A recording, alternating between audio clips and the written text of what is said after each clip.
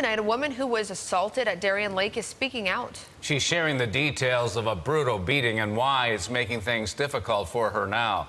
News 4's Dave GREBER's in the newsroom with the latest. Dave? Well, Ellen Finn was excited to be among the more than 13,000 fans to see country star Jason Aldean at Darien Lake earlier this month. Her friend had grabbed the tickets, so she volunteered to be the night's designated driver. But shortly into the concert, things turned bad for the 22-year-old from Lockport. Very bad. We were walking through the lawn to meet up with my friends again, and I bumped into a girl, and she turned around, and her friends came swinging. From what I was told, I was knocked down to the ground. I was knocked unconscious, and the next thing that I remember is a girl was dragging me on the ground by my hair. Ellen ended up in the ER with a concussion, but not before she realized the girls who assaulted her were gone, and her world had grown quiet.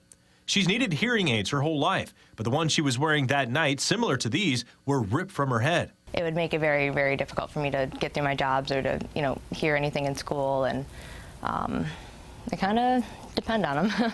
4 days earlier, at the Florida-Georgia Line concert, the fan was arrested after biting and kicking a Genesee County Sheriff's deputy, the fourth such incident that night. While Ellen's story isn't unique, the rates of violence or even arrests at Darien Lake concerts this summer are on par with what authorities say they've seen in the past. I think all in all, I think it's been a pretty normal year. I think we work hard at trying to work with Live Nation and Darien Lake. There are many partners involved here. Since 2012, security has been increased at Darien Lake. The park and promoters spend nearly $500,000 on security for the concerts, and more than 130 security officers were working inside the venue on August 13th. People are going to run into problems. People are going to do things that they really shouldn't do, and unfortunately, some people are going to get arrested. That's going to happen, but it's a relatively small percentage.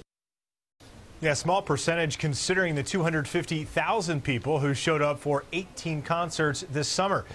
Now, as for Ellen, she's unfortunately out of luck. With no one to charge for her assault, she'll have to pay out of pocket for those new hearing aids, which range from $3,500 to $4,500, something she says will take her about a year to raise. Reporting live in the newsroom tonight, Dave GREBER, News 4 at 11.